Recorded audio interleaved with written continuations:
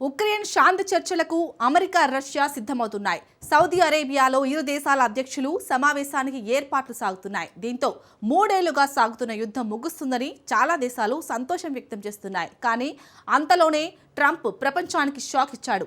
ఒక యుద్ధం ముగిసిన వెంటనే మరో యుద్ధానికి సై అంటూ కాలు దూవాడు. ఇప్పటికే సుంకాలతో డ్రాగన్ కి ట్రంప్ గాయబ్ చేశాడు. ఇప్పుడు ఆ పుండుపై కారం చల్లే నిర్ణయం తీసుకున్నాడు. దీంతో డ్రాగన్ కంట్రీ అగ్గి మీద గుగ్గిలమవుతోంది. యుద్ధ విమానాలను బయటకు తీస్తోంది. ట్రంప్ చర్యలతో తూర్పు ఆసియాలో యుద్ధం తప్పదా? ద్వీపదేశ రక్షణకు ట్రంప్ మద్దతిస్తాడా? Vast story. తైవాన్ కోసం డొనాల్డ్ ట్రంప్ సాహసం చేస్తాడా? తైవాన్పై గన్ను పెట్టి చైనాను ట్రంప్ కాలుస్తాడా? అమెరికా కొత్త ఫ్యాక్ట్ షీట్పై చైనా ఆగ్రహం దేనికి?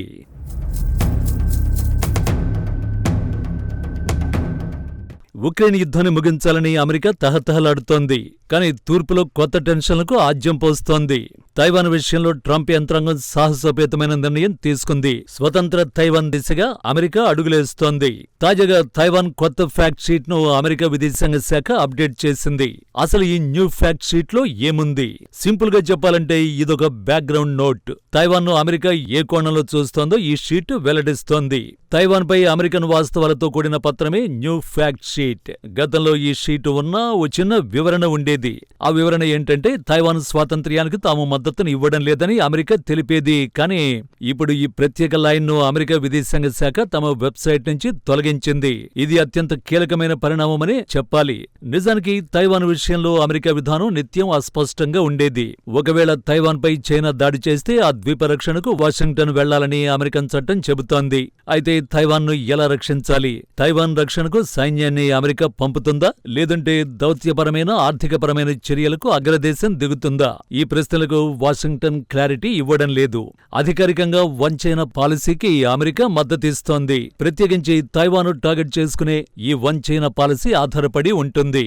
వన్ చైనా పాలసీ ప్రకారం తైవాన్ చైనాలో భాగం.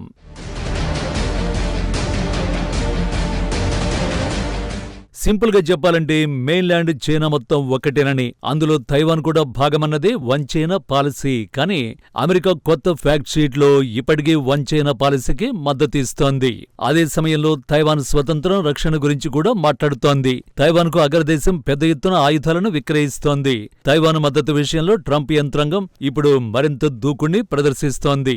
అమెరికా ఇప్పటి వరకు పాటించిన అస్పష్ట విధానాన్ని ముగించే దిశగా వాషింగ్టన్ యత్నిస్తోంది. తైవాన్ కు రక్షణ సహకారాన్ని అమెరికా విస్తరిస్తోంది. తాజాగా ఫ్యాక్ట్ షీట్ లో పెంటగాన్ ప్రాజెక్టు గురించి అమెరికా ప్రస్తావించింది. పెంటగాన్ అనేది అమెరికా రక్షణ మంత్రిత్వ శాఖ కార్యాలయం. సెమీకండక్టర్ అభివృద్ధి ప్రాజెక్టుపై పెంటగాన్ పనిచేస్తోంది. పెంటగాన్ ప్రాజెక్టుకు తైవాన్ పూర్తిగా మద్దతిస్తోంది. ఈ ప్రాజెక్టుపై తైవాన్ సహకారం అందిస్తోన్నట్టు ఫ్యాక్ట్ షీట్ లో అమెరికా వెల్లడించింది. అంతేకాదు తైపేకి దౌత్యపరమైన మద్దతును కూడా పెంచింది. అంతర్జాతీయ సంస్థలో తైవాన్కు సభ్యత్వం వచ్చేలా అమెరికా సహకరించనుంది. అయితే తాజా అమెరికా చర్యల్ని చైనా తీవ్రంగా వ్యతిరేకిస్తోంది. నిజానికి 2020లో కరోనా సమయంలో చైనా, అమెరికా మధ్య తైవాన్ అంశం తీవ్ర ఉద్రిక్తతలకు దారితీసింది. వుహాన్ వైరస్ గురించి మొదట హెచ్చరించింది తైవానే. ఈ అంశంలో WHOలో తైవాన్ పాల్గొనకుండా డ్రాగన్ కంట్రీ అడ్డుకుంది. ప్రపంచ ఆరోగ్య సంస్థలో తైవాన్కు ప్రత్యేక స్థానాన్ని చైనా కోరుకోవడం లేదు.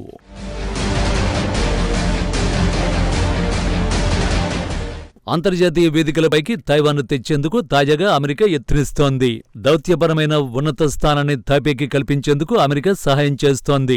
దీనిపై పూర్తి వివరాలను అగ్రదేశం వెల్లడించలేదు. కానీ అమెరికా విధానంలో మార్పులను తైపే స్వాగతించింది.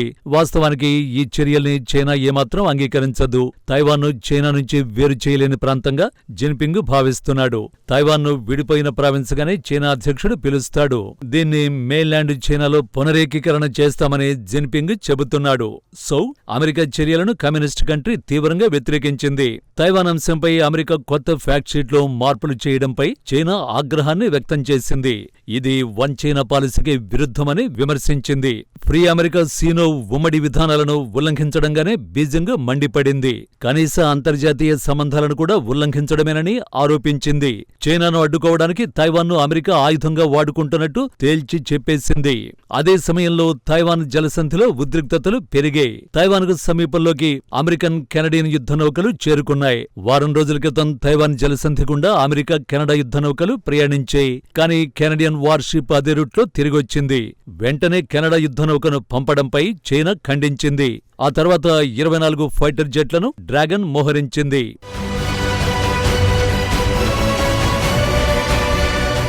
తైవాన్ చుట్టూ చైనా యుద్ధ విమానాలు పెట్రోలింగ్ నిర్వహించాయి. ఇలాంటి మిలిటరీ అడ్వెంచర్లు చైనా నిర్వహించడం తైవాన్ జలసంధిలో నిత్యకృత్యంగా మారింది. నిత్యం చైనీస్ యుద్ధ నౌకలు తైవాన్ గగనతలంలోకి చొరబడుతున్నాయి. డొనాల్డ్ ట్రంప్ సాహసోపేతమైన చర్యలతో చైనా ఇమీడియట్ గా స్పందించింది. తైవాన్పై మరింత మిలిటరీ పరమైన ఒత్తిడి పెంచేందుకు బీజింగ్ యత్నిస్తున్నది. తైవాన్ స్వయంగా చైనాలో కలిసిపోయేలా డ్రాగన్ ఒత్తిడి పెంచుతోంది. కానీ తైవాన్ మాత్రం వెనక్కి తగ్గడం లేదు. డ్రాగన్ కు దీటుగా తైపే స్పందిస్తోంది.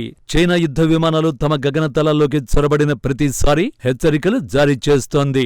తైవాన్ జలసంధిలో చైనా యుద్ధ విమానాలు, యుద్ధ నౌకలు తీవ్ర ఉద్రిక్తతల్ని రేపుతున్నాయి. ఇలాంటి తరుణంలో తైవాన్ కు బలమైన దౌత్యపరమైన మద్దతు చాలా అవసరం. దానికి అనుగుణంగా సైనిక సంసిద్ధత, గ్రౌండ్ పై ఎదురుదాడి సామర్థ్యం తైవాన్ కు అవసరం.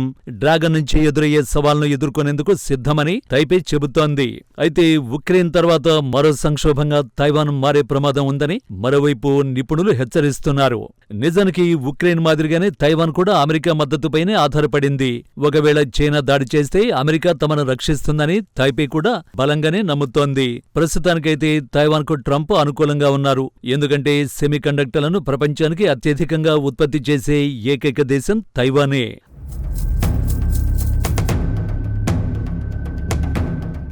అమెరికా అధ్యక్షుడు డొనాల్డ్ ట్రంప్ ధోరణి బిజినెస్ మ్యాన్ లాగే ఉంటుంది. తాను ఏదైనా చేయాలంటే తనకు కూడా ఏదో ఒకటి లాభం రావాలని కోరుకుంటాడు. ఈ క్రమంలో తైవాన్ నుంచి సెమీకండక్టర్లు వస్తున్నాయి. సో తైవాన్ను రక్షించేందుకు ట్రంప్ వస్తాడన్నమాట. అదే జరిగితే అమెరికా చైనా మధ్య యుద్ధం తప్పదన్నమాట.